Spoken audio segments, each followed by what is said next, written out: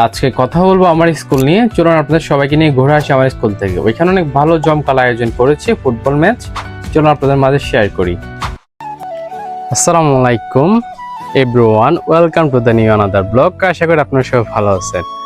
আজকে কথা বলবো আমার বিদ্যালয় নিয়ে। আমরা গুটি গুটি পা পায় হেঁটে চলছি।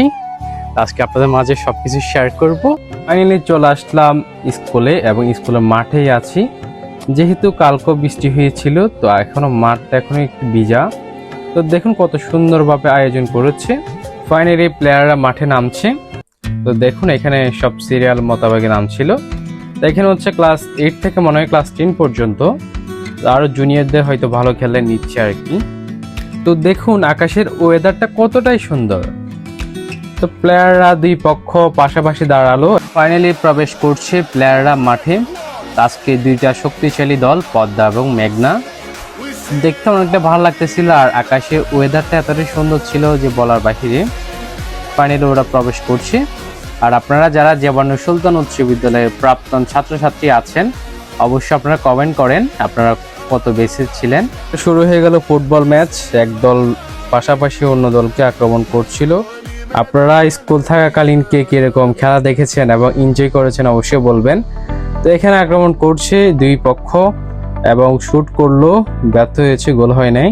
তো মেন কথা হচ্ছে একটা ব্লগে কমপ্লিট একটা ফুটবল ম্যাচে দেওয়া পসিবল না, তাই আমি কিছু অ্যাটাক এবং কিছু সৌন্দর্য মুহূর্তগুলোকে আমি এই ব্লগে দিচ্ছি আর কি। আবার অ্যাটাক করলো প্রতিপক্ষকে। দেখুন কতভাবে সুন্দরভাবে খেলা চলছিল।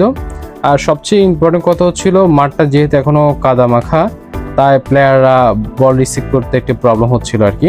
তাই একজন জুনিয়র প্লেয়ার এদিকে আসতেছিল। দেখুন এখানে ফাউল হয়েছে এখন, আর অ্যাটাকে যাচ্ছে অপর দল। তো এখানে অ্যাটাক করতে চেয়েছিল, বাট গোল হয় নাই। অপর দল পাস দিয়েছিল। ও মাই গড, একটুর জন্য গোলটা হয় নাই, টান উত্তেজনা। আবারও সেম ফাউলটা। অনেকক্ষণ ভালোভাবে খেলার পরে এখন হাফ টাইম হয়ে গেল। আর মাঠের যে কাদামাখা অবস্থা, এটাতে প্লেয়াররা ভালোভাবে খেলতে পারছে না। তো হাফ টাইমের পরে বাকি খেলাটা আপনাদের মাঝে এখন জানাচ্ছি। তা হাফ টাইমের সময়টাতে আমি একটা স্কুলের কর্নারে আসি। এই যে দেখুন এই কর্নারটায় আমরা এই ক্লাসটাতে দীর্ঘ 2টা বছর ক্লাস করেছি। এই ক্লাস হচ্ছে 1 বছর, এর পাশে ক্লাসটাতে হচ্ছে 1 বছর। আমরা 2 বছর এই ক্লাসগুলোতে ক্লাস করেছিলাম। যখন এই ক্লাসরুমটা দেখলাম কেমন জানি বুকের মধ্যে মুচড় দিয়ে উঠলো। এই তো মনে হচ্ছিল সেদিনই ক্লাস করেছি। আজকে মনে হচ্ছিল এই স্কুলটাতে আবারও ক্লাস করি, বাট এটা তো আর সম্ভব না। ফাইনালি চলে আসলাম বিরতির পরে। দেখুন এখন প্লেয়াররা মাঠে নামলো। এখনো আবার তারা